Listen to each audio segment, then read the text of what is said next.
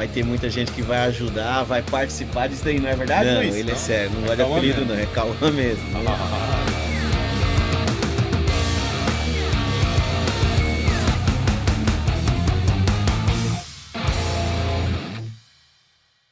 Salve, salve, motociclistas do bem, Mike. Hoje o negócio aqui tá sério, hein? Rapaz, hoje nós temos um convidado muito mais que especial. Olha, ele me mandou o currículo dele e aí eu vou me ater ao fato, porque se for ler o currículo do cara, você sabe, né?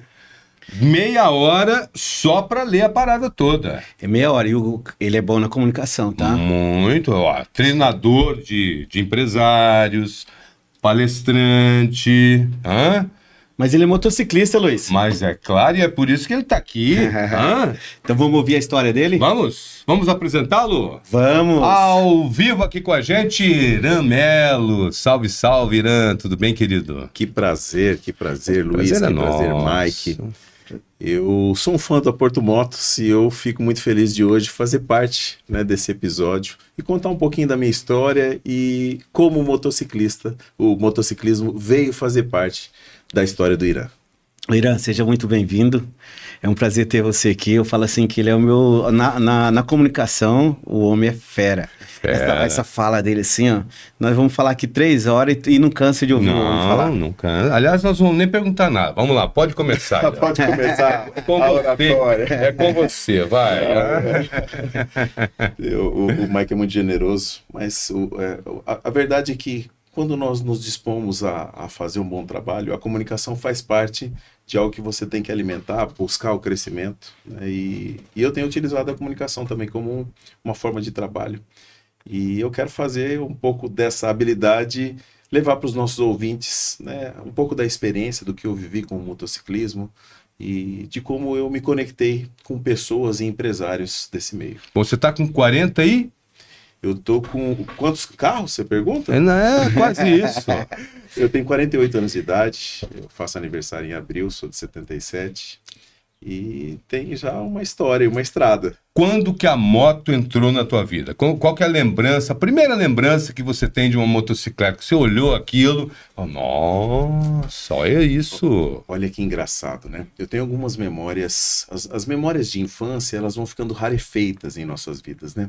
Mas eu tenho algumas memórias que me marcam muito, porque eu tenho essa memória visual. Uma delas é um quadro que eu tenho de bebê, eu acho que todas as crianças têm, que o pai põe a camisa de um time e tira foto, e uma foto preta e branca, claro, e eu estava numa motocicleta, e essa foto acompanhou o meu quarto durante a minha infância toda. Era foto em cima de uma motocicleta, de um triciclo de brinquedo. E eu me recordo também que eu tinha aproximadamente uns 5, 6 anos, eu não sei exatamente, e o meu pai me trouxe uma bicicleta de presente. E aquela bicicleta foi, assim, o melhor presente que eu havia ganho.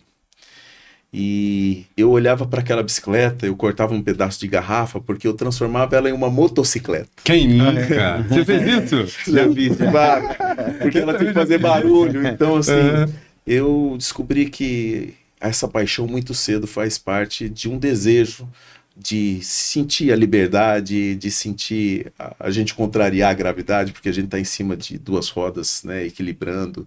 E quem é motociclista sabe que é muito mais do que andar de moto, é viver experiências, né, em cima e com pessoas que você gosta, em cima de uma moto. Então eu sou um motociclista inveterado.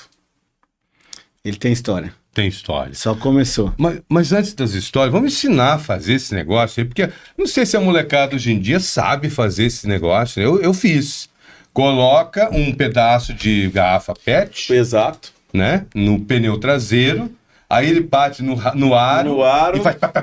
se você né? quiser modificar o escapamento dela, você põe no raio, você põe na catraca. Aí vai sair um som diferente. Vai. Aí você deixa mais grosso, mais comprido. Mas, sabe, isso faz parte da nossa infância. A gente, né, tinha muito mais liberdade. Hoje eu vejo os meus filhos, e é claro que por uma questão de segurança, também fui criado no interior, mas eles acabam não desfrutando daquela liberdade que nós tínhamos. Eu era muito novo, eu ganhei uma mobilete do meu pai. E então o ciclomotor começou a fazer parte da minha infância muito cedo. E é fascinante, é sedutor, é entusiasmante. Então, aquela bicicleta que virava lá com uma pet para fazer barulho, né, um dia virou um ciclomotor. E esse primeiro ciclomotor que apareceu na minha casa, ele estragou logo em seguida e meu pai nunca arrumou. E eu era muito novo. E eu tinha um primo que foi morar com a gente vivia empurrando aquela moto sem motor pela rua, em cima da moto. Mesmo sem motor, mesmo sem ela funcionar. Então, essa paixão pelo motociclismo, ela vem mesmo de uma história de vida, de um cotidiano, da tarde de brincadeira, de uma parte da minha infância. E é apaixonante. O motociclista sabe do que eu tô falando. Você era muito levado? Você fazia muita bagunça com esse ciclomotor aí? É mobilete? Eu sou filho de pai bravo, né? Então, criança é levada, mas eu morria de medo do meu pai, então eu tentava o máximo esconder as travessuras, mas a gente era muito levada. A cidade era pequena, mas era longe para uma criança. De repente ele encontrava a gente do outro lado, lógico, era uma correçãozinha, né? Mas no outro dia estava lá de novo. Você falou bem assim que se ele fazia algumas travessuras, quando eu olhei assim o Irã é bom na manobra, empina a moto. Bom. Aí eu vi o Irã dando uma empinada e eu olhei, não tem quando você olha assim e fala, cara, você não tem cara disso. Aí, sabe por quê? Ele, acho que ele empinava, fazia as travessuras e tinha que chegar em casa, parece que não tinha acontecido nada, né? Eu já tô até vendo, sabe o quê? Na verdade, o pai dele tirou a vela da moto, senão ele ia se matar. Foi aí, falou, meu filho, não tá funcionando. Olha, né? Meu pai, ele fez isso ele te algumas salvou. vezes, mas ele tinha um problema. Ele também era apaixonado em moto. Então, ele mesmo com medo, e eu como pai, eu vejo, né? Você tem 2 filhos Sim. que correm em moto velocidade, a gente fica entusiasmado, fica feliz de vê-los alçando, né, um espaço que a gente não teve oportunidade, né? Você não correu numa moto velocidade, eu não tive oportunidade, mas a gente se realiza nas oportunidades para os nossos filhos. Mas o pai, ele não isenta o medo. Por isso que eu admiro muito o Mike, eu admiro muito o Gil, meu irmão, porque os filhos deles estão correndo às vezes em campeonatos sérios, correndo risco, mas incentivado pelo pai. Porque é um esporte, porque está cercado de segurança, porque aquele local é um local apropriado para que aconteçam as competições. Então, vencer essa resistência de como pai, talvez a gente vá com muito mais facilidade. Quando fala que vai o seu filho, né, você fica um pouco temeroso. Mas se você é apaixonado por isso, como o meu pai era, ele acaba incentivando. Eu falei que eu ganhei uma mobilete dele, depois tive outras oportunidades de ele me presentear com moto, sempre me alertando, né, para que eu não cometesse excessos, me orientando. Mas em cima da moto, às vezes a gente se transforma um pouquinho. Eu sei que você também é motociclista, Luiz. E a gente, às vezes, não consegue seguir só a cartilha Não dá. do que é mais prudente. Mas o mais interessante é que ela te traz uma liberdade, ela te traz uma oportunidade de experimentar sensações que você não tem com nenhum outro meio de locomoção. Eu também sou piloto solo, fui piloto de avião, meu pai teve aeronave, tive a oportunidade de voar, né? Guio bem carro, minha carteira é AE, então eu brinco e falo, até ferryboat se tiver eu vou pilotar ele. Mas nada te traz a sensação que o motociclismo traz. É realmente uma experiência acima da média quando a gente fala de um lazer. É gostoso o ATV, o UTV, que é maravilhoso, é uma experiência muito boa. Mas são experiências distintas e a motocicleta ela é imbatível em trazer realmente uma experiência marcante. Foi bom você falar de UTV. Sabe por que a sensação de pilotar um UTV, de andar, é muito legal? É porque você tem a liberdade do vento, igual a moto. Igual a moto, né? Então, para quem anda, eu tô apaixonado pelo UTV. Não, e o UTV é bom que você tem um lugar para agarrar enquanto você está rezando, né? Você começa as suas orações, agarra forte ali e tal, Deus... Não tem ateu que sobreviva a um passeio de UTV, pelo menos com o Mike. Rapaz, eu já tive a oportunidade de andar com o Mike, realmente é um brinquedo incrível. Mas eu falo que ele é muito parecido com um parque de diversão, porque assim, é adrenalina ao extremo. É uma sensação de aceleração muito rápida, de desaceleração muito rápida.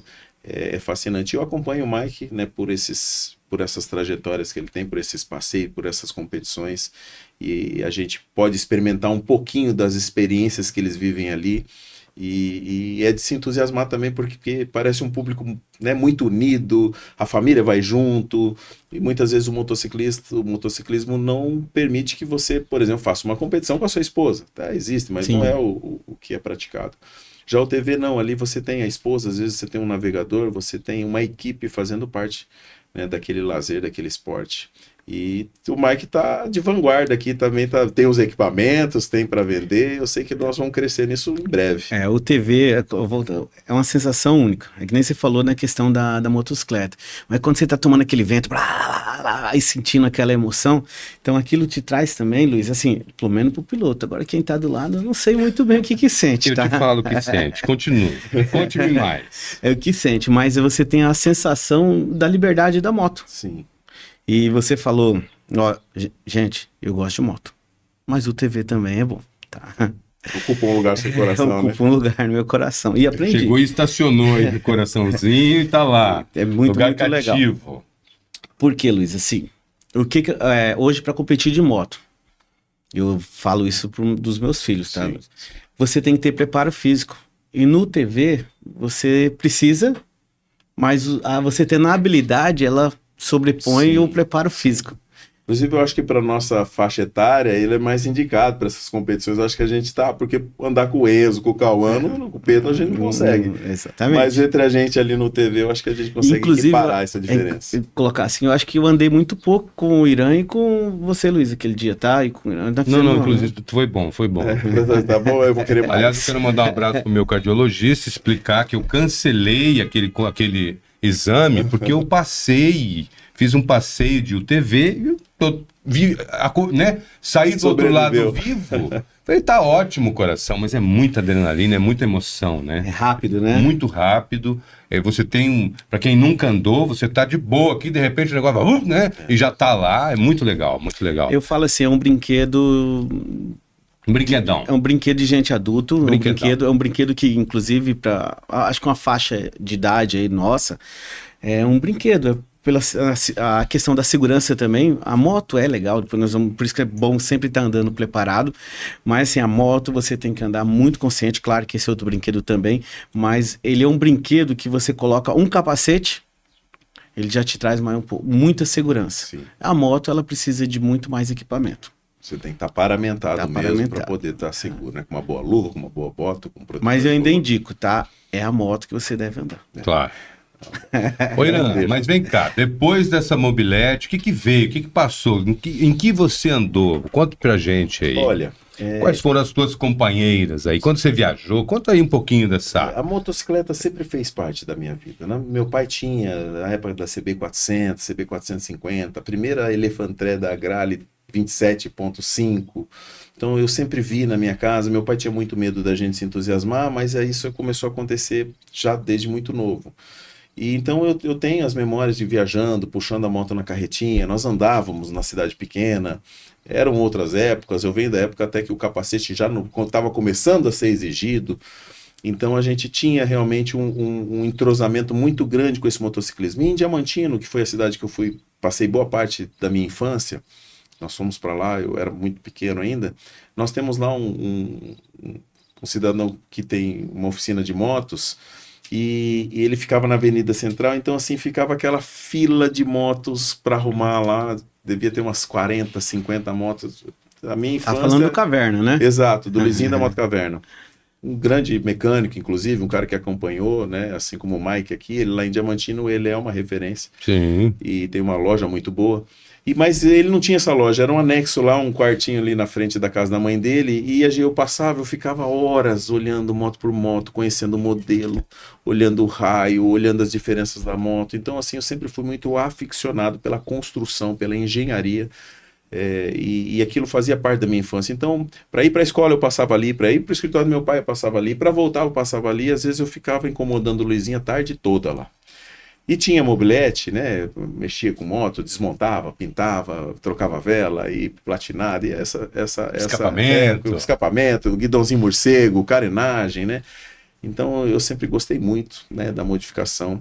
E isso foi se estendendo. Meu pai depois comprou uma NX 150, andamos com essa moto, caímos com essa moto, e sempre tinha uma moto em casa. E aí nós fomos ficando adulto, meu irmão, né, é 4 anos mais novo, mas também já chegou na faixa etária, e um belo dia nós decidimos comprar a nossa primeira esportiva, porque meu pai falou, eu não vou dar moto grande para vocês, porque nós éramos muito ousados. Meu irmão anda muito bem, né, ele controla a moto muito bem, empina, ele é realmente alguém que tem bastante habilidade.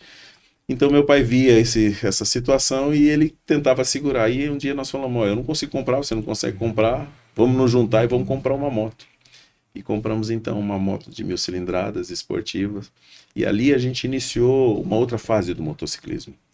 Porque eu tinha andado de trilha, eu tinha andado de enduro, eu tinha andado na fazenda, eu tinha andado na cidade, eu tinha moto pequena, tinha andado em motos grandes, mas nunca tive realmente uma moto. E a moto, ela traz consigo uma responsabilidade muito grande. Porque hoje o acesso à motocicleta de alta cilindrada, graças ao Mike, empresário de visão, ficou muito fácil para realizar o sonho das pessoas. Mas traz ali uma responsabilidade com a sua família, porque a gente sabe que um erro ele pode ser fatal. Sim. E aí você começa a ter consciência da qualidade do equipamento, porque a gente vinha de uma cultura onde o cara queria comprar o capacete mais barato. No máximo um San Marino. E aí, inclusive em Cuiabá, nós não tínhamos ofertas. Até hoje a gente vê, às vezes, concessionárias não têm um grande acervo de equipamentos. Eu fui, inclusive, indicado já de vários concessionários, o pessoal fala, vai na Porto Motos. Porque hoje nós temos na Porto Motos, eu falo, né, deveria, né, para reconhecer o trabalho que o Mike faz, nós temos hoje, eu acho que a maior loja de equipamentos do centro-oeste do Brasil. Tem tudo, né? Não, tem tudo, de todas as marcas de qualidade, as marcas importadas. O Mike, ele é realmente um empresário fora da curva. Eu falo para ele sempre que ele é uma grande referência para mim. Eu estou experimentando um novo momento empresarial e o Mike é alguém que eu modelo. Porque ele buscou no seu negócio criar ali não só um ecossistema, mas ele traz com excelência e responsabilidade para o seu cliente tudo que o motociclismo pode oferecer. Então, se você quer um macacão hoje da Dainese, tem. Ah, mas eu quero a marca que acabou de lançar. Espera que vai chegar que ele pede. Ah, eu quero um capacete Shoei Neutec 3. Acabou de lançar na Europa. O Mike tem. O Mike busca. O Mike providencia.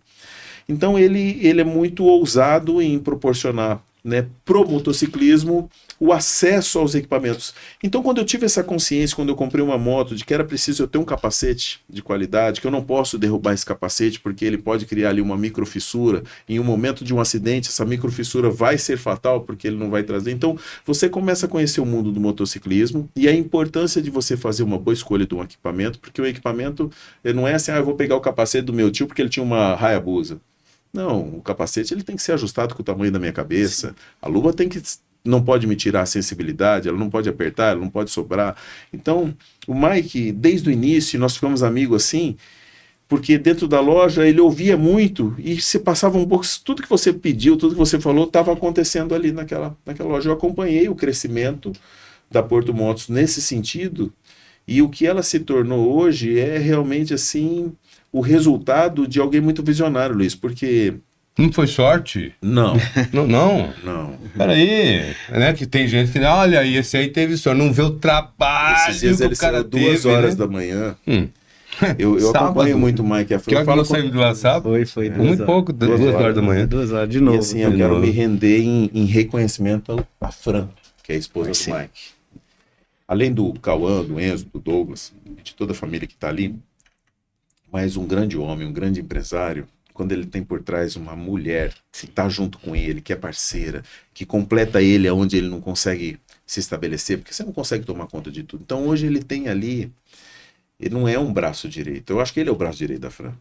Ele tem uma mulher incrível que participa, que está com ele, quando eu vejo ela está lá dentro do TV a 150 por hora também.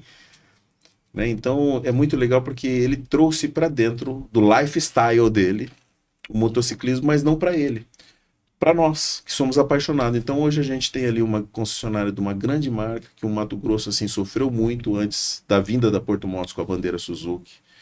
Vários empresários tiveram, é uma excelente moto, uma das melhores moto-engenharias do motociclismo do mundo, e que não tinha um mercado em Cuiabá justamente porque o passado da marca foi muito ruim.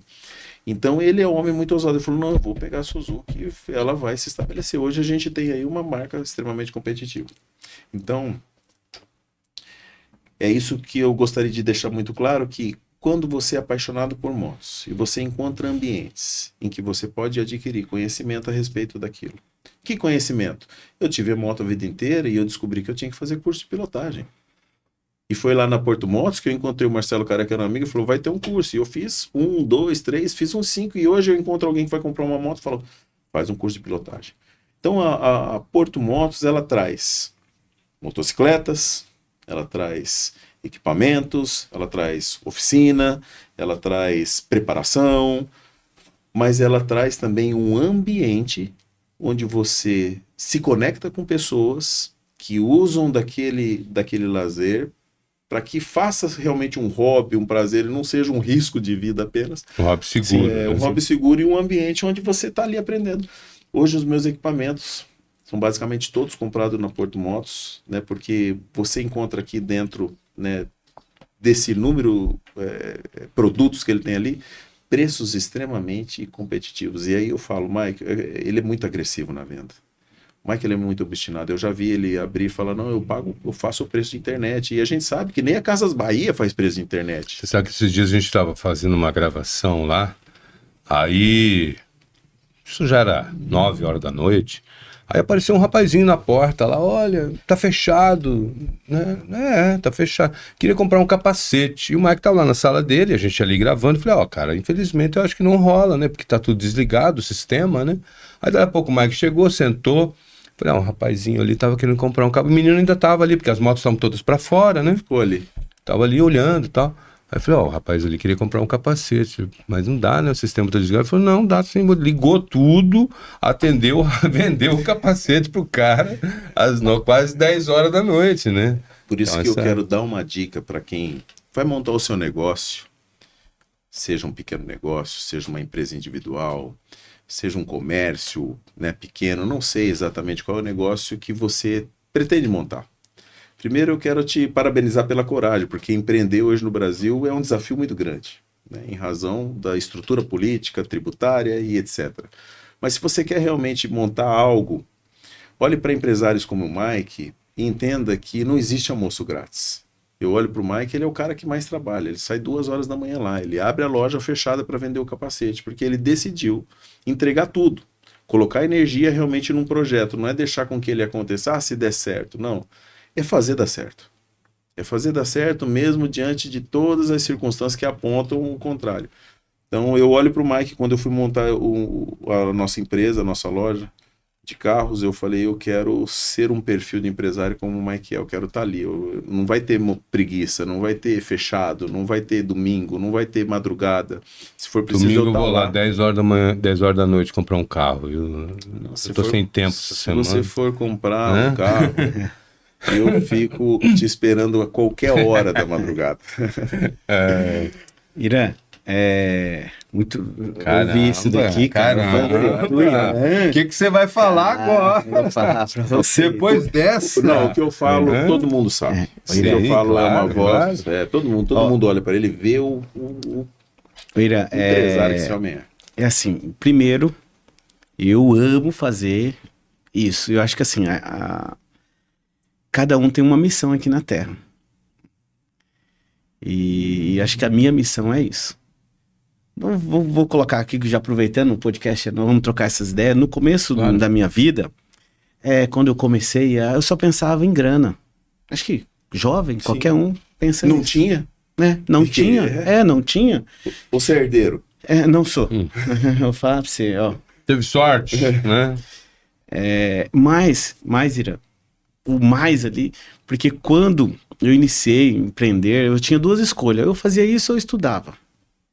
Só que se eu estudasse, talvez não dava para mim até para manter eu estudando. Então eu falei, cara, eu vou ter que fazer isso. E eu já fui feirante, tá, gente? E ali foi algo que eu peguei muito talento e aumentou um pouco nessa questão de venda, porque eu tinha que comprar a mercadoria. Eu tinha que escolher para não estragar a verdura. Então, até ali tinha que ser muito assertivo. Mas, Irã, quando a gente ouve isso de amigos, né, de clientes que se tornou amigo, é onde, naquele momento que você está mais desanimado de empreender, assim, que você fala, não aguento mais nada, não aguento mais colocar nenhum produto a mais, não penso nem... Cara, se continuar desse jeito tá bom, mas quando você dá, esse daí é o gás. E para todos... que talvez você não saiba, Luiz, o Irã, a parte da boutique, o Irã foi uma pessoa que me inspirou e que falou. O Irã chegou, eu comecei muito medroso, assim, e parece que não, mas eu sou medroso, tá, gente, de empreender, tá? Eu quero ter isso. Olha. Eu sou medroso, tá? Parece que não, mas Isso é eu sério, sou. já? É que ele sabe fazer conta. Isso é sério, né? Irã, mas é sério.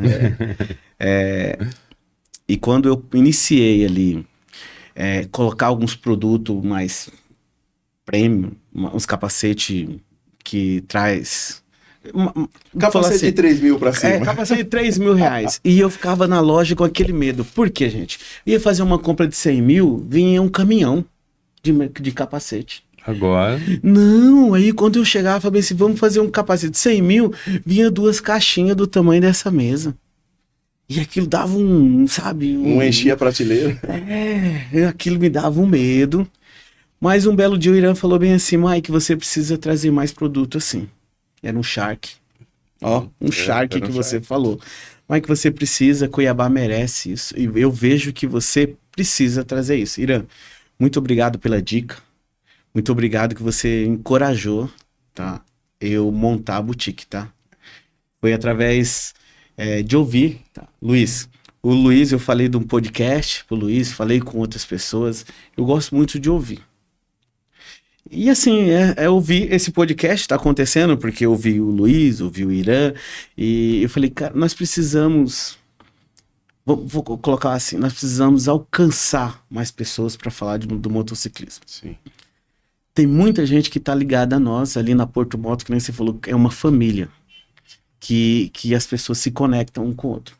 Mas o podcast, ele vai se conectar no mundo. Exatamente. E a Porto Moto, ela, com o nome Porto Moto, PortoCast, ela vai sair das barreiras de Mato Grosso e alcançar o mundo. Eu tenho certeza. Porque é o conteúdo que a gente consome. Sim. Né? E mais uma vez, Irã, eu fico muito feliz, tá? Tava aqui até assim muito, sabe? É muito gratificante para nós. Pra mim, pra minha família, pra Fran. A Fran é parceira, vou falar pra você, eu acho que eu escolhi. E foi as coisas mais assertivas que eu fiz na minha vida. Olha, aliás, a Fran... Onde que a Fran estava? Sábado, 1h30 da manhã? Tava trabalhando. A gente trabalhando lá, gravando, e ela trabalhando lá. Eu falei, mas ela tá trabalhando? Ele falou, tá, mas onde que tá? Ele tem várias TVs lançadas. Sim. Foi onde que ela tá aí nesses monitores? Dá pra ver daqui? Ele falou, ali, ela ali, ó. E tava ela lá. Não, ela que fica vendo você no monitor. Ali é aparelho. E colocar assim, ó, essa semana a gente vem numa rotina, tá, bem pesada, final de ano, sempre para nós é uma rotina bem puxada. E aí a Fran e eu tá trabalhando bastante fora de horário, que eu acho que você já tá sentindo esse doce, né? E que a gente todo dia atende pessoas e gosto de atender, tá? Todos os clientes, eu faço questão de falar comigo, o quanto tiver, é o prazer, porque eu acho que os negócios saem muito sadio, tá? Eu atendo reclamações, se cair aqui eu atendo, tá? E depois do horário é o momento que eu vou auditar boleto, que eu vou auditar boleto, gente, audita e não é pouco, tá? E aí eu vou olhar, autorizar faturamento, isso tudo. E esse é o momento que nós temos. E a Fran tá fazendo algumas coisas de mudança no sistema, caixa, financeiro. Aí essa semana tava eu e outro colaborador que muitas vezes fora do horário a gente tem um tempo para conversar fora o que não é da loja. E aí era 10 horas da noite, falei, cara, hoje eu preciso ir para casa mais cedo. Aí o menino falou, Mike, você não pede um lanche não? Eu falei, claro, escolhe aí, você vai pedir. Falei, e a Fran vai comer o quê? Eu falei, não, a Franciele, nós não vamos pedir lanche pra ela. Ele falou, mas por quê? Ele assustou de eu não pedir lanche pra Fran. Falei, sabe por quê? Eu quero ir embora aqui umas 10h30, 11 horas no máximo. Se eu pedir lanche pra ela, vai ficar até 1h da tarde. Eu vou alimentar ali e ali ela vai deixar ela com fome, que nós vamos embora mais. Ó, só vou embora porque eu tô com fome. Só vou embora porque eu tô com fome. É muito comprometida, né, mãe? Então assim, aí ela chegou e ela chegou, tava no finalzinho do lanche. Eu e a Fran trabalham junto, já tem mais de 20 anos, mas para dar certo esse relacionamento, é que a Fran trabalha numa loja, eu trabalho em outra, tá? Por incrível que pareça, eu só consigo ver a Franciele quando a gente almoça junto, ou então vai embora junto no mesmo carro. É verdade. Muito obrigado. Que isso. Que Deus continue te abençoando, tá? Amém. Que, assim, eu espero que não sou eu, Luiz. Acho que é o Espírito Santo, tá? Que a gente tem uma proteção, que ele consiga iluminar e ter boas amizades, que a gente crie referência,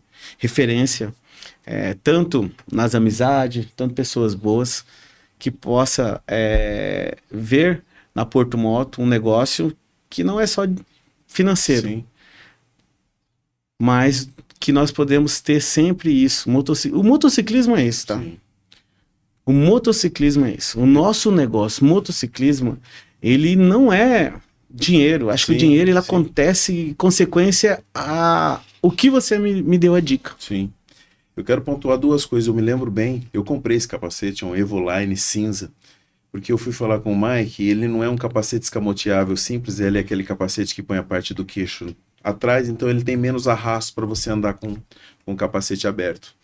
E aí o Mike não tinha, e eu falei, poxa, eu precisava. Aí ele, no outro dia, ele me ligou, fui lá, ele falou, então escolhe o capacete.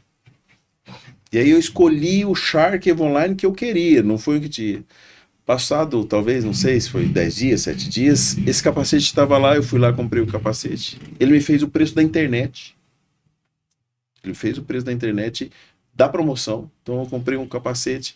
E a partir dali eu comecei a ver os capacetes lá, os Evoline, o Shark, o No Show Way, e ele começou realmente a trazer. As pessoas descobriram, porque você ia comprar às vezes uma moto zero na concessionária, você tinha moto para comprar, mas você não tinha o capacete para sair de lá andando.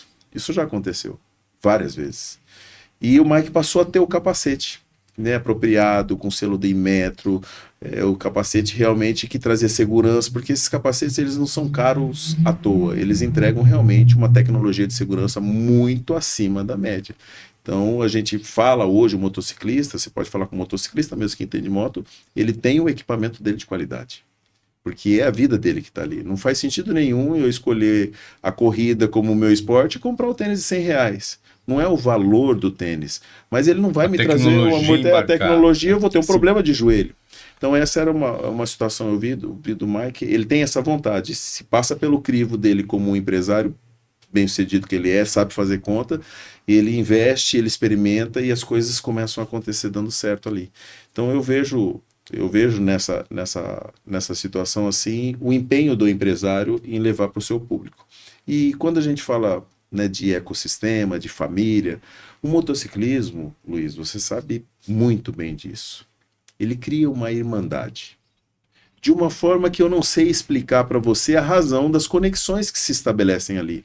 Eu conheço pessoas e eu tenho amigos mais velhos no motociclismo. A minha turma são os velhos, eu adoro, são meus amigos, né? Queria mandar um abraço pro Mauro, pro Milton, pro Adel, né? Pro Maurão, tanto pro Mosquitão, tanta gente, né? Pros amigos que sempre estiveram com a gente, e se tiver outros, né? Pro Geraldinho, me desculpa se eu não lembrei, são tantos que eu vou ficar o dia inteiro falando aqui os amigos. Mas a gente vive de um jeito tão bacana que eu já vi a família chegar e falar, nossa, ele não é tão legal assim lá em casa como ele é aqui com vocês. Porque realmente cria uma conexão, você sai numa estrada e você encontra um motociclista que você não conhece a história dele, você não sabe onde ele mora, você não sabe de onde ele veio, mas pelo fato de ele estar vivendo uma experiência da moto, onde você está indo? Eu estou indo para o Paraná, eu vou para o Rio Grande do Sul, poxa, vamos junto até Curitiba. E ali surge uma amizade que vai virar a amizade do filho, que vão se encontrar por um momento depois. Então, assim, o motociclismo, no mundo de hoje, ele traz algo muito importante, que é, ele conecta pessoas. No mundo onde nós estamos cada vez mais desconectados dos nossos filhos, dos nossos amigos, da atenção para as pessoas, porque nós estamos ali conectados em um telefone. O motociclismo, ele quebra, sabe, essa frieza e ele traz uma relação interpessoal muito interessante, onde criam amizades verdadeiras, onde criam hábitos de se encontrarem todas as quintas-feiras lá na Porto Motos. Agora, inclusive, a Porto Motos tem um espaço muito legal para o motociclismo, tem uma mesa de sinuca, tem um lugar para a gente ficar lá, tipo um lounge. Então começou a surgir ambientes como esse, que já pega uma relação espontânea e natural de conexão entre pessoas e leva para um ambiente onde promove isso mesmo, e aí mais já não de forma aleatória. Porque ali a gente conecta com o Luiz Fernando, que a gente já teve uma história lá atrás, e depois eu pego o Mauro que está ali, e o Douglas. Então, enfim, O motociclismo, ele tem, sabe, essa coisa muito especial de criar amizades verdadeiras, que não fala sobre tempo, que não fala sobre origem, que não fala sobre situação financeira ou econômica, mas fala de uma paixão que conecta realmente pessoas que elas podem dizer, fala, eu tenho um amigo. Ué, mas de onde você conhece? Fala, num passeio de moto que eu dei. Então, assim, o motociclismo é realmente um ambiente, né, de se estabelecer amizade. E aí estão os nossos filhos. Ali na Porto Moto, você vai lá, né? O meu sobrinho começou com 6 anos de idade, Luiz. Eu brinco, eu falo pro meu irmão, meu filho, não ensinei ele a andar de bicicleta. O meu sobrinho com 6 anos de moto, estava comprando uma moto lá do Mike, e já trocando, e já fazendo competição, e andando. E já estava quebrando, e já estava... Quebrando, né? Também. Então, assim, é muito legal. O motociclismo, ele não é sobre comprar motos. Ele é sobre você viver experiências com pessoas que gostam do que você gosta. E a estrada desnuda a pessoa, né? Não tem como você ter frescura, ela tira os filtros sociais, né? Você é obrigado a ser muito verdadeiro, né? Porque o vento te lava, a água, né? Luiz, você falou algo aí que é muito importante, principalmente para os motociclistas. Nós falamos da classe econômica, né? E eu fiz uma viagem uma vez foi para Minas, São Paulo. E no momento, nós encontramos com alguns amigos em Campo Grande. Eu não conhecia nenhum, na verdade, eu fui com um amigo aqui que conhecia o pessoal de lá. E nós se conectamos, até esses últimos dias, eram pessoas mais velhas, porque ele era a época ainda, ele se comunicava pelo mensagem. Nossa. E eu já estava um pouquinho mais atualizado. Mas assim, Casarão, tá? O Casarão vinha para Cuiabá e você vê como se conecta. Lá ninguém fala quem é você. Não. O que você tem. Sim. Nada disso. O motociclismo é isso. Depois que gera amizade, muitas vezes você vai conhecer. Se você é empresário, se você é doutor, se você não é, se você é policial, se você é juiz, se você é empresário. E nós fomos... Ela nivela. Ela nivela. Uhum. E aí depois até esse amigo meu, aí nós estava lá, ele num hotel simples, numa pousada simples, com a moto andando, aí trocando ideia, ele falou, não, eu tenho mais 3, 4 motos. Aí tá lá, conversou, ele falou bem assim, e tava eu e a Fran, sempre na garupa, parceira. A Fran é parceira. Aí ele trocando ideia lá, ele falou bem assim, eu faço questão de vocês ir pro Nordeste e conhecer lá meu hotel, você já tem uma semana de diária lá no meu hotel. Opa! Não, eu tenho um hotel lá, eu tenho isso, tenho aquilo, é dono de uma empresa, da Javali. Eu sou dono da Javali. Entendeu? Que é Eletropar hoje, eu falei bem assim, eu faço parte, né? Eu sou o dono, eu que iniciei. E aí você vem, e ele sempre vinha para Cuiabá, ele me ligava, mas vamos ali comer um peixe. A conexão veio de onde? É isso aí. Estrada. É legal, né? Legal. Nivela. Uma outra coisa muito interessante no motociclismo é porque ele reúne pessoas. É claro que existem pessoas e pessoas, grupos e grupos, mas a gente está falando de um modo em geral. Eu posso conceituar assim, de que o motociclismo, muitas vezes ele não se importa se você está com uma moto de 100 mil e o outro está com uma moto de 10 mil. A gente anda junto, a gente vai para o mesmo lugar, a gente, né, sempre andou em turma, fazia alguns passeios para cidades próximas aqui, e aí chegavam pessoas a mim que falavam, mas eu tenho uma XRE, e daí? Não, mas e vocês estão de moto? Eu falei, não, nós vamos devagar atrás de você. Mas ela anda, vambora. Vambora. Então, assim, o motociclismo, verdade mesmo, da paixão, que não tá ali comprando moto para se aparecer, ou só para se... E tá tudo bem. Mas aquele que desfruta do motociclismo, ele tem essa característica das pessoas estarem realmente, sabe, conectadas, niveladas, não importa se ele é médico, ou se ele é um pedreiro, ou se ele é um eletricista, ou se ele é um advogado, não sei, né? Importa que ele tá ali vivendo aquele momento e não tem acepção.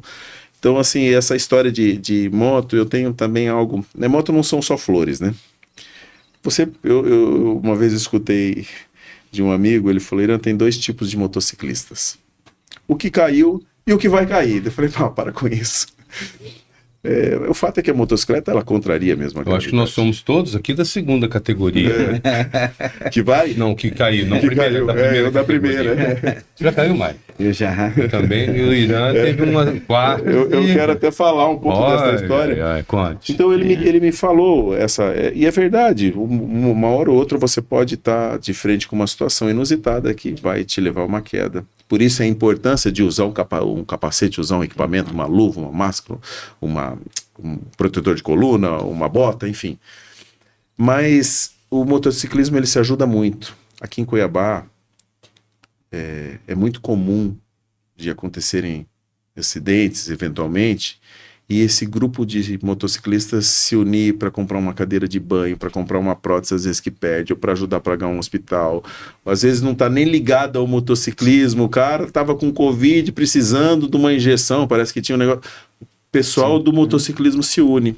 E eu pude experimentar essa generosidade na minha vida. E ela me emociona porque ela fala sobre... Eu acho que... Ela fala sobre a nova aliança, né? Amar o próximo é a expressão de amor, o cuidado, você se envolver com uma situação que aparentemente você não tem nenhum tipo de ligação, né? Uma pessoa caiu, nossa, sinto muito, tudo bem, não. Caiu? Peraí, vamos lá, vamos visitar, tá precisando de alguma coisa. O padre tá saindo do hospital, junto a 200 motociclistas, vai lá, né? Reconhecer aquele amigo, aquele parceiro que andou durante muito tempo. Então a gente vê, às vezes, a pessoa tá com um problema de saúde, como câncer. Tá lá o motociclismo envolvido em tentar ajudar, em doando sangue. Então, assim, é um movimento solidário que é exemplo para muitas igrejas, inclusive. Eu sofri um acidente grave, né? Eu estava fazendo um passeio com amigos e na estrada, lamentavelmente, um carro acabou cruzando a frente e eu colidi violentamente com esse carro. E ali a minha vida passou, né? Naquele momento que eu estava no chão ali, tive graves fraturas na perna, no braço, nas duas pernas. E meus amigos logo chegaram, a gente estava em 6 ou 7 amigos, passou mais alguns que nos conheciam e ficaram ali todo o tempo cuidando, né? Eu estava quase convulsionando porque demorou ir socorro. Fui para o pronto-socorro, os meus amigos estavam lá na porta, os meus amigos já estavam mandando mensagem, então a comunidade, o grupo, os amigos começam a se mobilizar em torno, né, de um acontecimento. E eles começam a se dispor a ajudar.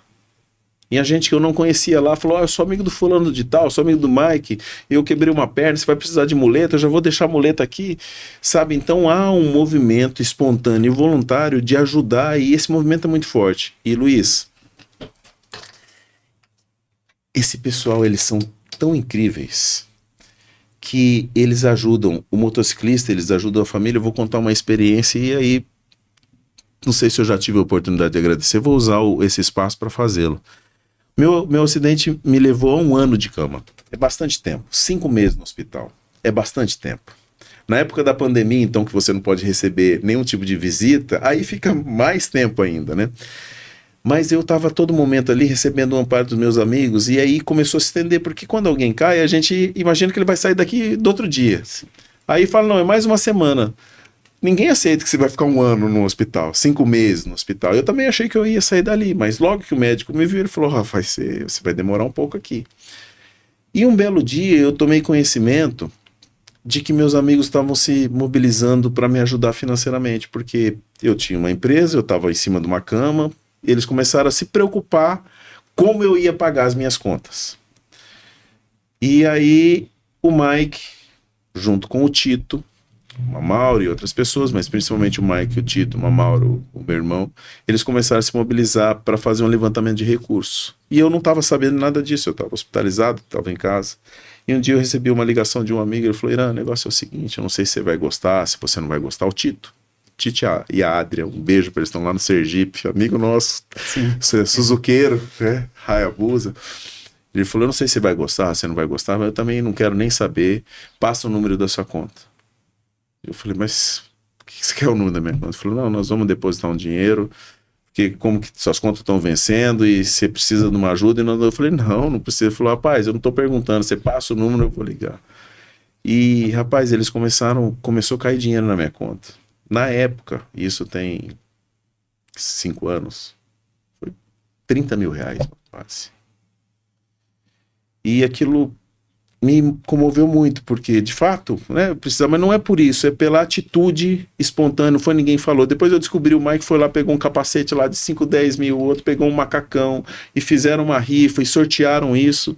Eu até participei depois do sorteio, mas isso marcou muito a minha vida, porque eu já frequentei ambientes que existem irmandades. Eu sou um cristão, eu frequento uma comunidade e eles são muito acolhedores. Eu glorifico a Deus pelos meus irmãos da minha igreja, pelo meu pastor, pelos meus líderes, meu discipulador, mas eu vi dentro do motociclismo algo que eu não vi em nenhum outro lugar, de forma espontânea, que são pessoas dispostas a ajudar, e não é se precisa ou não precisa, se tem ou se não tem, ele está precisando agora. Ah, mas ele estava numa moto, cara, não interessa, ele está precisando agora, ele precisa de uma muleta, ele precisa de uma cadeira de banho. Então, assim, esse movimento dentro do motociclismo, ele fala muito sobre essa irmandade que a gente busca. Busca na nossa vida familiar, busca entre os nossos amigos, e que você encontra de uma forma totalmente, né, aleatória e involuntária dentro do motociclismo. Por quê? Porque um dia você foi apaixonado numa moto, porque você gosta de moto e você se conectou com alguém que gosta de moto. Então, eu falo, né, para todas as pessoas que olham o motociclismo, né, e querem fazer parte disso, ou às vezes tem medo de fazer parte disso, o conselho que eu dou é: procure andar com pessoas que fazem e querem aquilo que você quer, que gostam daquilo que você gosta. Porque certamente essas afinidades vão aparecendo, né? E o motociclismo é isso, é um motociclismo que marca um passeio, que se diverte junto, que conhece um amigo e vai visitar o hotel dele lá no Nordeste, mas também é um motociclismo que ajuda aquele irmão que se acidentou, que está no hospital, que quebrou uma perna. Então, vale a pena fazer parte desse mundo, vale a pena. Isso é, se falando, mas assim, sabe como o motociclista, a gente faz isso tão natural? É tão natural. Muito. É que assim, acho que o motociclismo, a gente falou, eu também sou cristão, participo de muitas situações, mas isso você faz assim tão... É tão natural. Acho que o motociclismo ainda precisa fazer muito mais. Ainda precisa fazer muito mais. Porque você sempre foi uma pessoa muito público, mas ainda tem irmãos que não é muito. Que talvez precisa de um apoio, e por ele não ser muito conhecido, assíduo, as pessoas têm o acesso a ele, e ele precisa muito disso. Sem dúvida. Porque a gente nem sabe, eu nem sabia que fulano acidentou, nem Sim, sabia que a pessoa estava sim. passando por isso. E nós temos alguns amigos aqui que eles são espetaculares. Bate uma moto lá na Estrada da Chapada, daqui a pouco tá carro, tá carretinha, né? Rapaz, eu lembro muito do dia do acidente dele.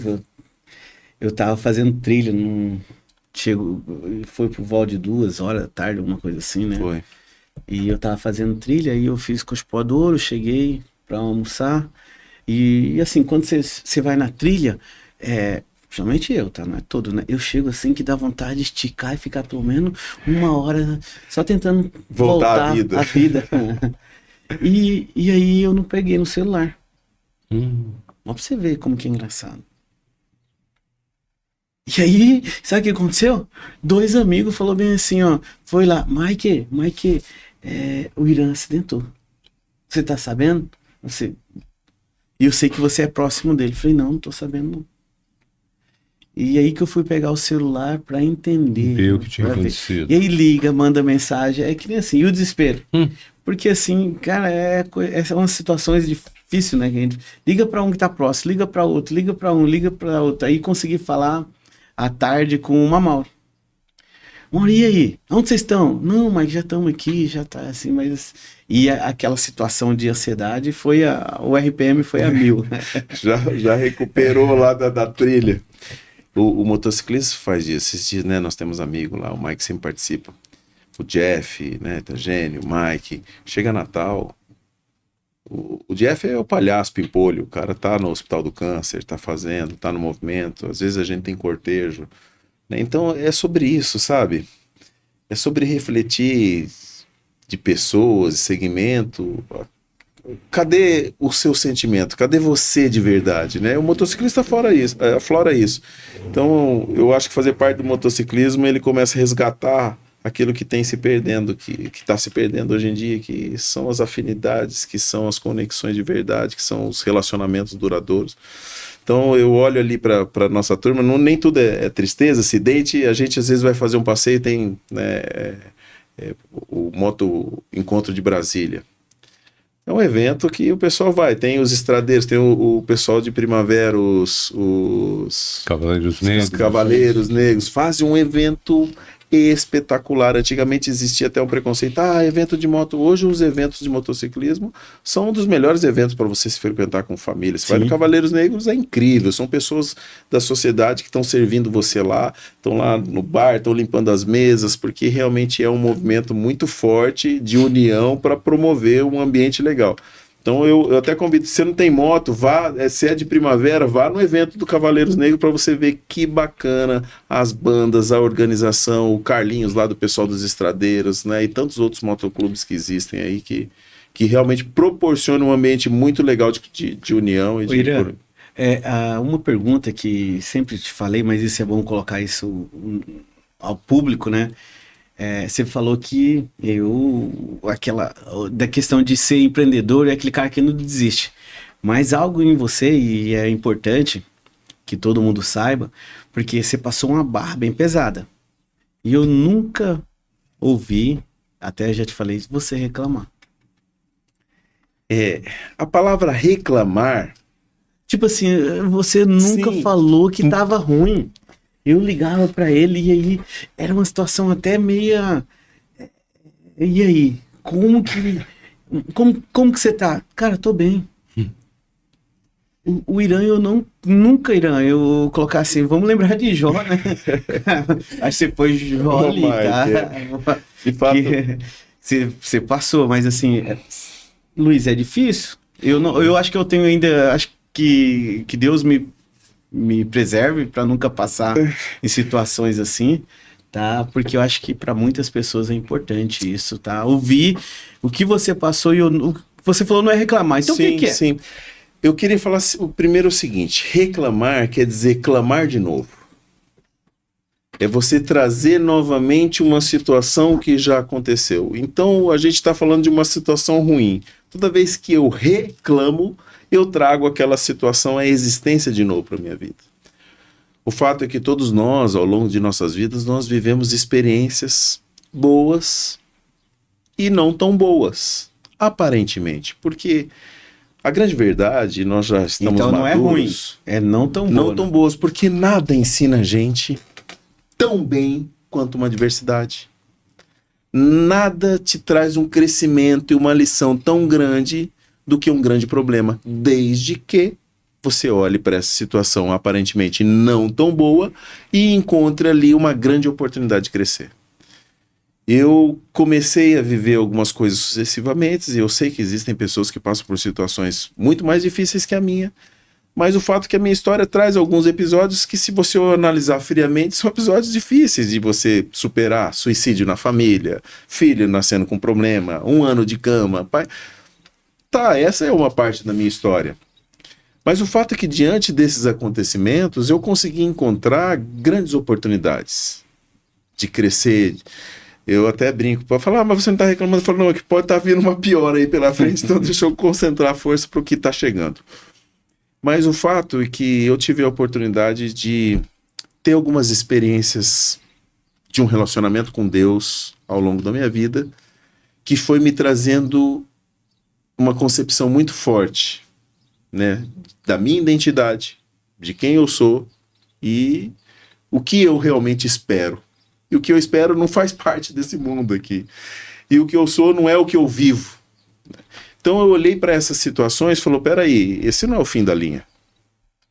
Quando eu me acidentei, o cara falou, talvez essa infecção nunca vai curar. Eu falei, vai. Você não vai andar, sua filha não vai andar, não vai falar. Eu falei, não, vai.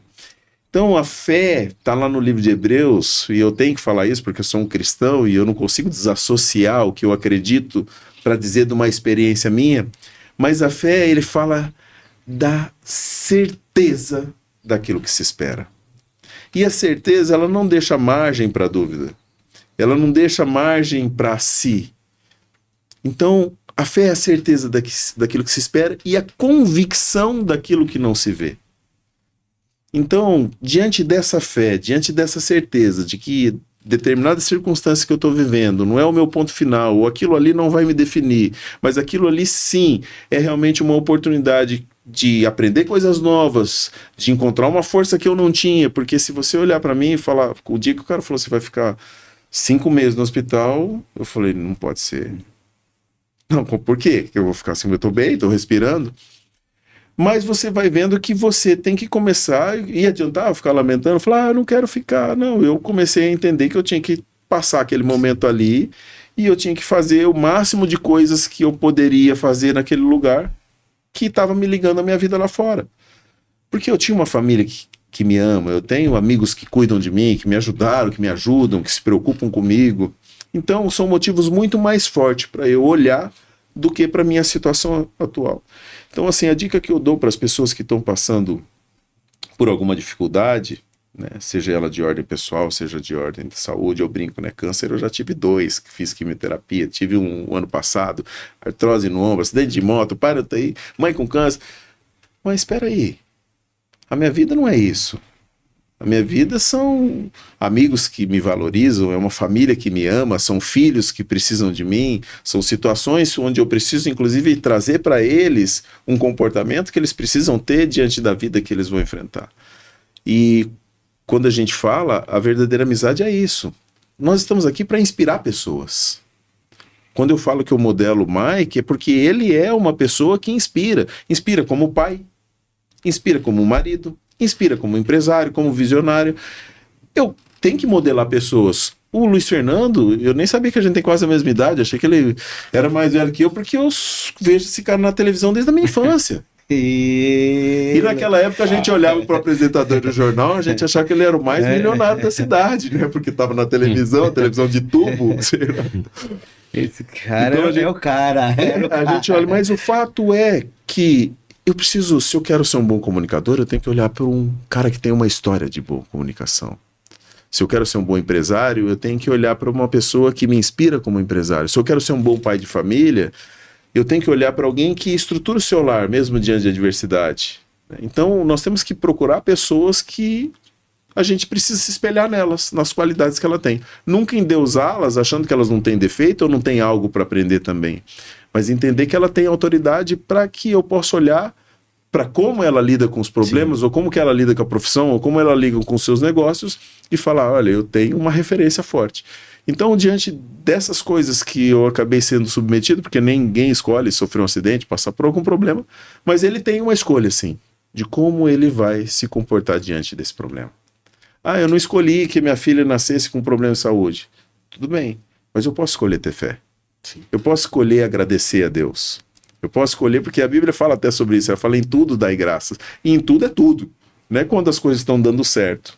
É principalmente quando as coisas não estão dando certo. Então, eu, se diante dessa história possa ser inspiradora para alguém de passar por uma situação, espero que você não passe por uma circunstância muito danosa. Mas se você estiver passando por isso, que você possa, né, olhar para as pessoas que te inspiram a passar por essa situação bem, ande com pessoas que elevam o seu nível.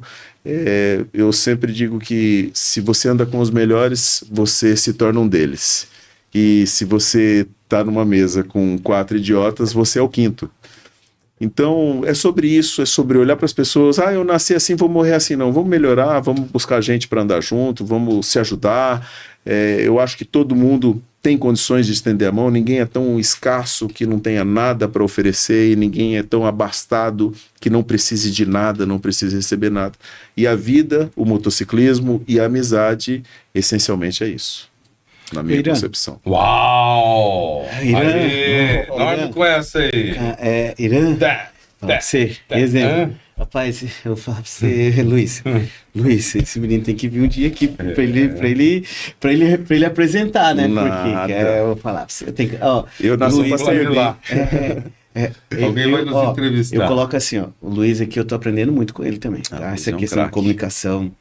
eu ainda falei bem assim, eu tenho que aprender muita comunicação, mas eu sou meio desafiador, né? Falei, então pra me aprender, que nem você falou, eu vou montar um podcast lá. Já que é para desafiar, então vamos desafiar tudo de uma vez. Tô aprendendo, é uma lição todo dia, trabalhando. Né, pra aqui. Aí eu falei bem assim, Luiz, como que eu faço para engrossar a voz assim? A voz mais bonita do... de novo, né? Agora deixa eu fazer uma pergunta para você. E quem é o Irã hoje? O que o Irã tá fazendo? Olha, Irã, eu sei que tem bastante coisa aí, tem um negócio que inaugurou, que tá... Mas e aí, fala aí. Autocarbon Multimarcas. Até o nome, eu tenho que aprender a ter Auto, eu queria usar Porto Carros, mas daí ia virar um plágio, eu falei não. Botar uma marquinha aqui, laranjadinha. O Irã é alguém que nasceu para ser pai. Sou casado com a Raquel, tenho 3 filhos, e eles são os meus porquês, né? A minha razão de existência. Heitor, um garoto maravilhoso, de um coração generoso, bonzinho, amável, inteligente, dócil. Né? A Zoe, a minha filha do meio, a chefe da casa, uma menina com 5 anos de idade, posicionada, sabe o que quer.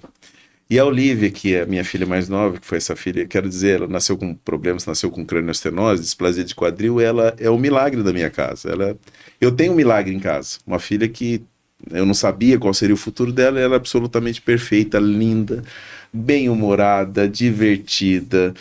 Então, né, eu tenho uma mulher muito centrada, muito honesta, né, é uma mãe muito esmerada, uma mulher muito comprometida. Então, se eu pudesse definir quem é o Irã é uma pessoa que é tremendamente abençoada porque tem, né, os seus motivos para correr atrás de condições para eles, inclusive. Em razão, né, disso, você é um pai de família, né, vocês têm filhos e a gente tem uma responsabilidade. Então, aquele Irã que não tinha grandes ambições, mas sempre foi uma pessoa que, né, que conquistou algumas coisas, mas não, como o Mike falou, não era o dinheiro pelo dinheiro, não era a posição. Eu passei a ter uma responsabilidade maior. Eu falei, eu preciso performar melhor, eu preciso escalar a minha vida financeira. Não é simplesmente para eu ter um bom carro, uma boa casa, mas para eu trazer segurança familiar para minha família, para os meus filhos, para minha esposa. E o que é uma segurança familiar? É um ambiente saudável e próspero, não só no sentido financeiro, mas da saúde, né, do respeito, da harmonia, né? A gente tenta estabelecer isso na família. Mas também, quando preciso de um plano de saúde, quando eu me acidentei, Mike, eu estava sem plano de saúde. Então eu fiquei 5 meses em um hospital público. É diferente de você ficar 5 meses no Einstein ou no Santa Rosa. Né? 5 meses no hospital lá no HMC, né?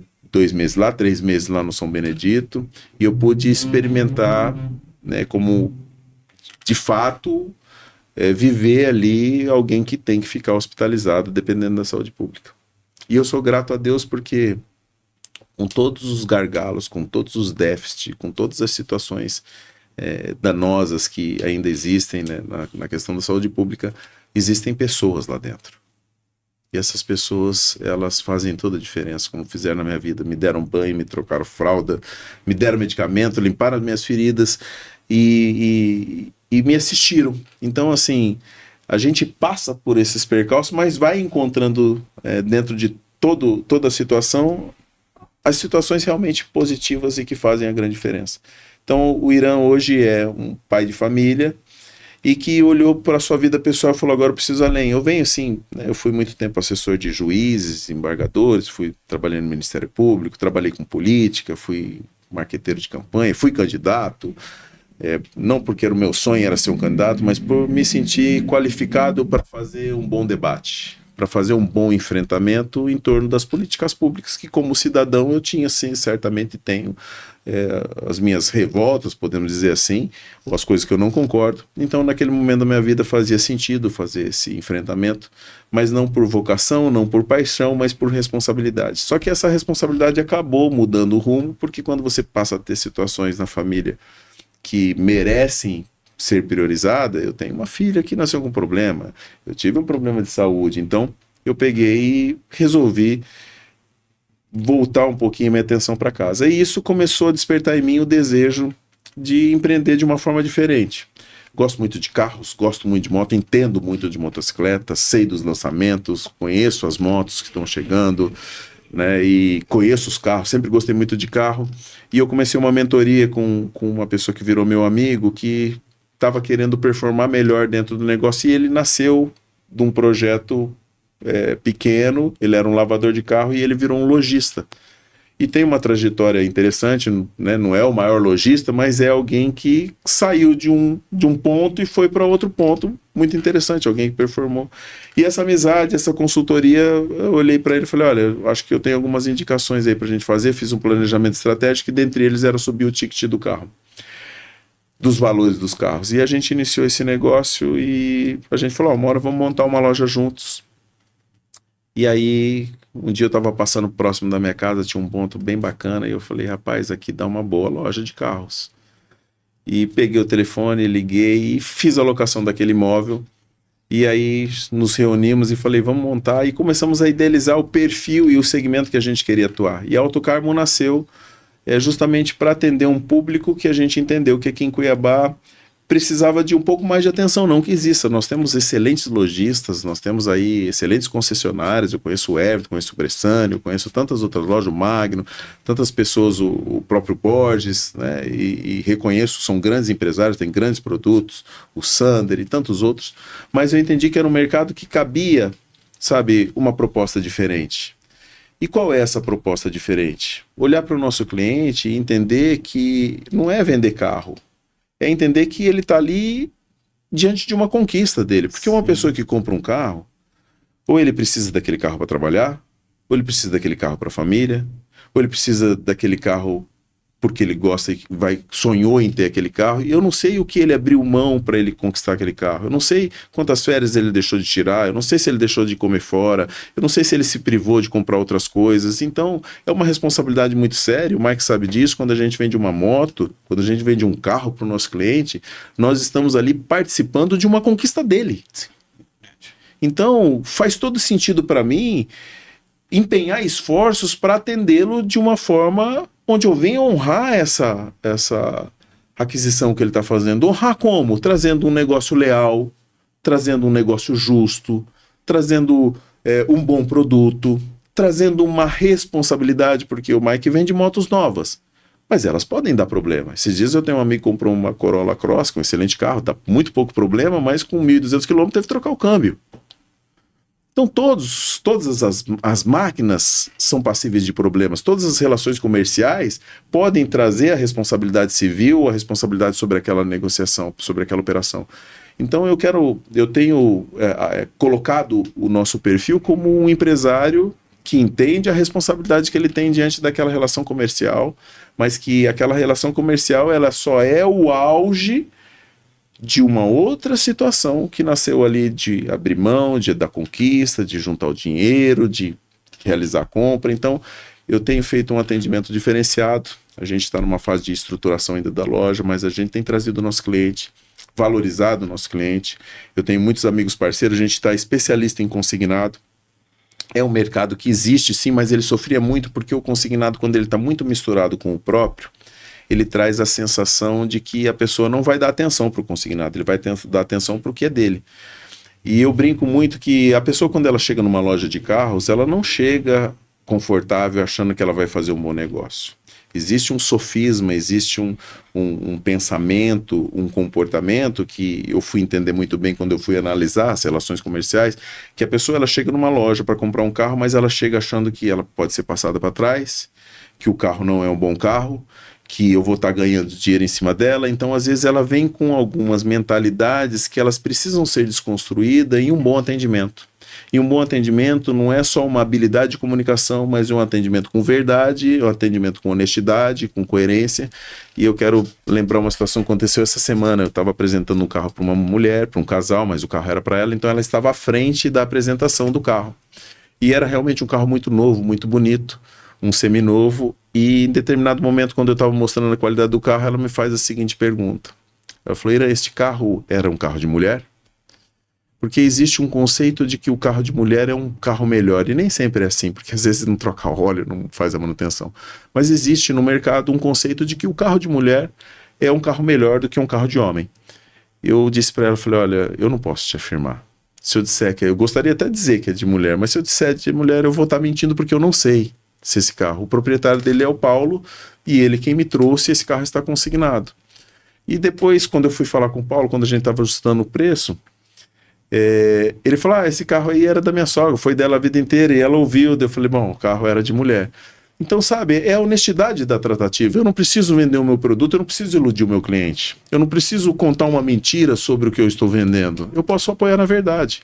Inclusive, um dos diferenciais que a gente está colocando na loja é que todos os meus carros têm laudo cautelar. Ah, mas se tiver a porta batida, eu sou o primeiro a querer falar para o cara que está comprando o carro que aquele carro teve uma avaria. Porque quem nunca bateu o carro? Então eu bati meu carro, eu inutilizei o meu carro, ele não presta mais. Não, existem diferenças de situação. Então, Mike, hoje a Autocarmo Multimarcas, a gente está ali na Avenida Miguel Sutil, próximo ao viaduto da Fernando Correia, Miguel Sutil 1343, tem uma fachada muito legal, preta e laranja lá.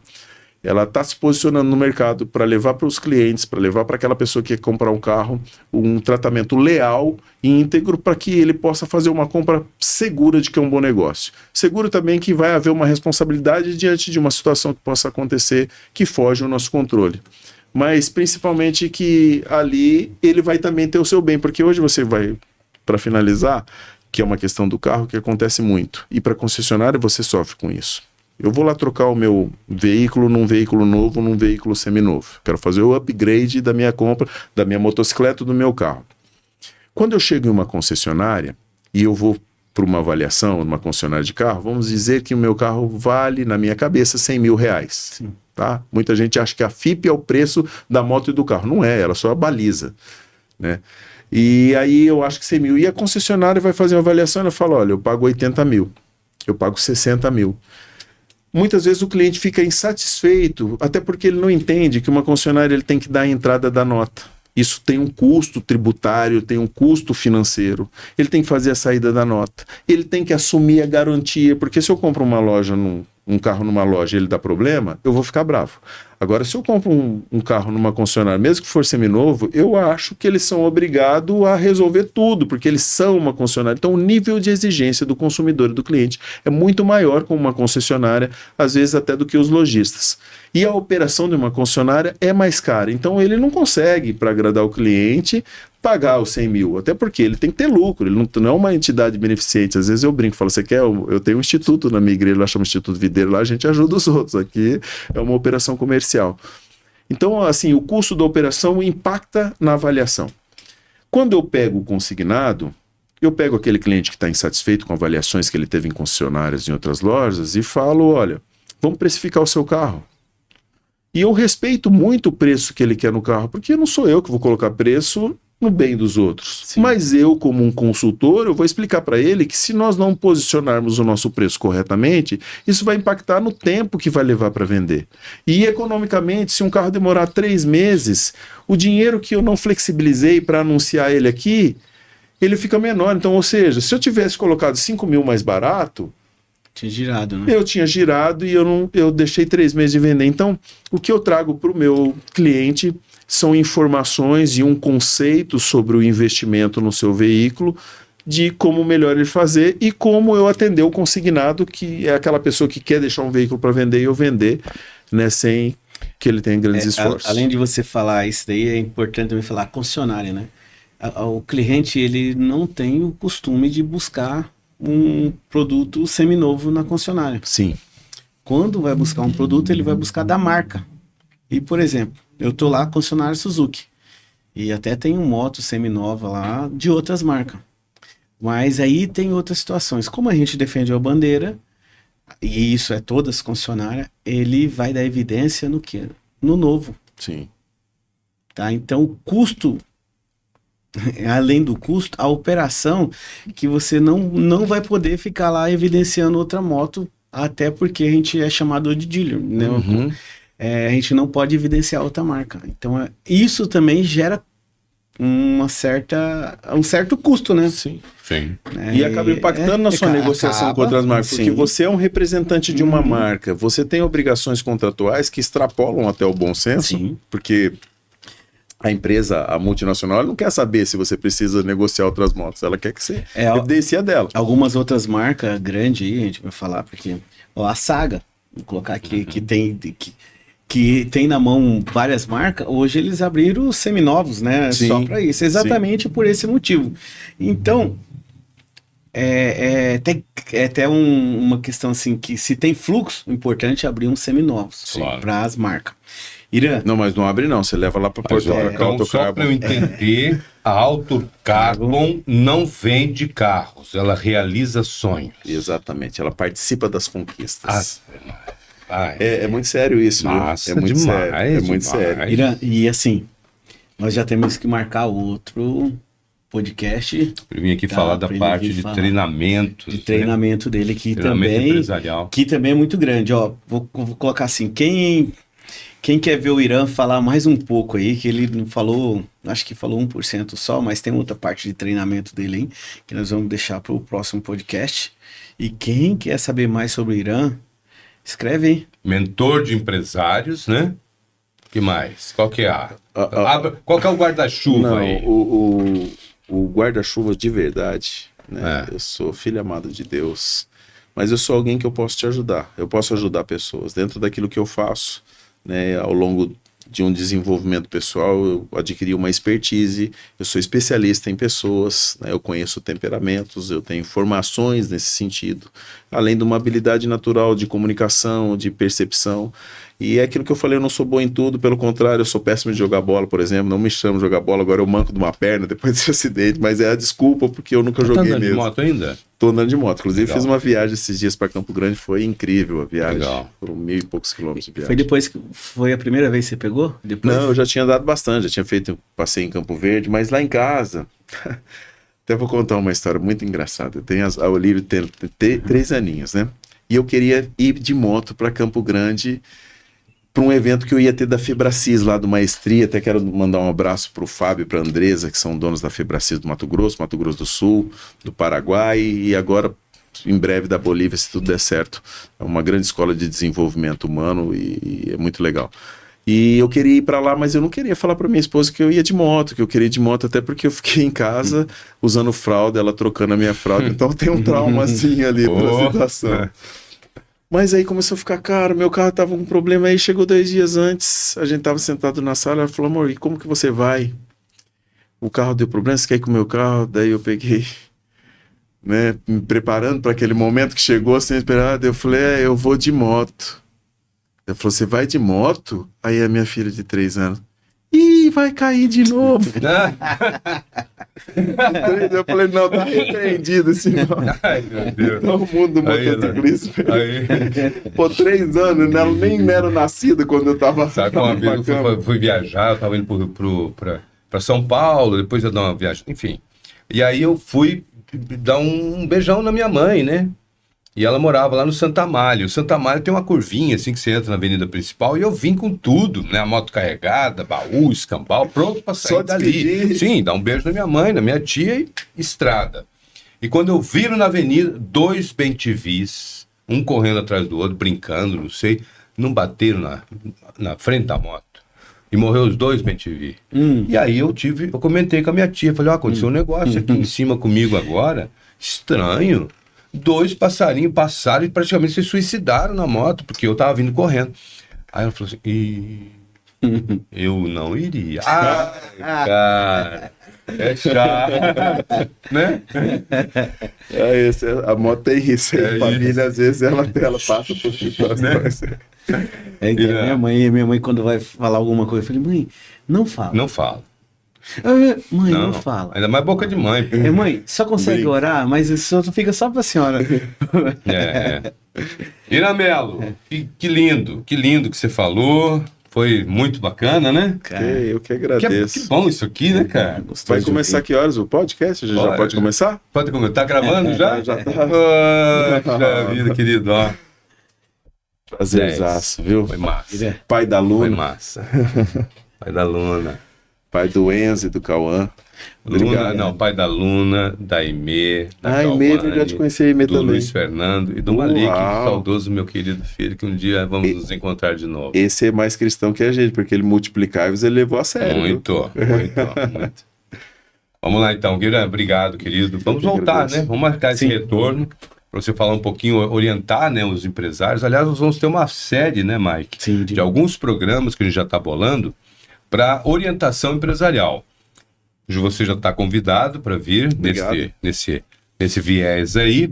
Temos um especialista nessa questão de impulsionamento, que daqui a pouco vai estar com a gente também. É motociclista, mas também é um especialista nessa área. Uma grande área, viu? Né? E aí orientar os empresários, né? Os próprios motociclistas, né? Ele estava até fora, né? Posicionamento, o cara... E eu vou falar bem a verdade, ninguém entende quase nada disso. São só esses especialistas, tem que ouvir esses caras. É muito louco o negócio. Então já fica o convite. Obrigado. Tá? Quando essa série a gente começar a gravação, por favor, sinta-se mais do que convidado, sinta-se convocado. Obrigado. Vai ser isso, Mike? É isso aí. Vambora? Vambora? Quer falar? Faltou alguma coisa? Algum agradecimento? Eu quero agradecer, né, pela oportunidade de rever o amigo, de estar aqui mais uma vez. Já aceito o convite, fico lisonjeado. Eu acho que sim, a gente tem bastante coisa para falar. Eu quero falar para você que está nos assistindo que a Autocarbo Multimarcas ela vem, né, para realizar o seu sonho. Se você está buscando trocar de carro, se você tá, né, quer um carro usado, quer um carro importado, às vezes a pessoa ainda não sabe. Quero mandar um abraço, né, pro Sérgio Guedes, pro Manuel Guedes lá da Volvo, né, pro meu amigo Marcos, pro Sérgio Oliveira lá da Mitsubishi, pessoal lá da Mitsubishi, da BMW Carros e Mini, porque a gente é tudo parceiro, né, o pessoal do segmento de carro, e eu sou alguém que quero promover o acesso das pessoas a essas marcas, a essas experiências. Então, se você quer ter um carro, né, um carro bonito, um carro bom, um carro para levar a sua família, vá até Autocarbons, porque lá a gente não vende apenas carros, nós participamos das suas conquistas. Legal. É isso aí. Irã, inclusive também nós vamos trazer várias pessoas de outras concessionárias, de outras marcas aqui, exatamente para nós trocar essas experiências. Aliás, quero mandar um abraço pro pessoal da Yamaha, tá? Seu Isaac. Alô, seu Isaac. Também o pessoal da Yamaha lá da atração, né? Lá de Várzea Grande. Sério.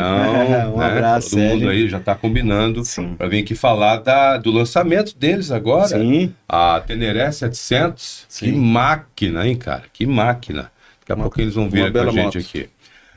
E você? Obrigado aí. Fala aí. Tem mais alguma? Muito obrigado e fique ligado, porque começou só talento de pessoas que tá vindo, cara que tá vindo aqui no nosso programa. Só aqueles caras que você não vai cansar de ficar assistindo. Só coisa boa. A nata da nata. Obrigado pela audiência. Obrigado, Irã Melo, mais uma vez. Sucesso para a família. Obrigado, Luiz, também. Obrigado, Mike. Obrigado, Luiz. Sua voz bonita. A voz mais bonita do Mato Grosso. Vambora. Tchau, gente. Obrigado. Até a próxima. Até mais.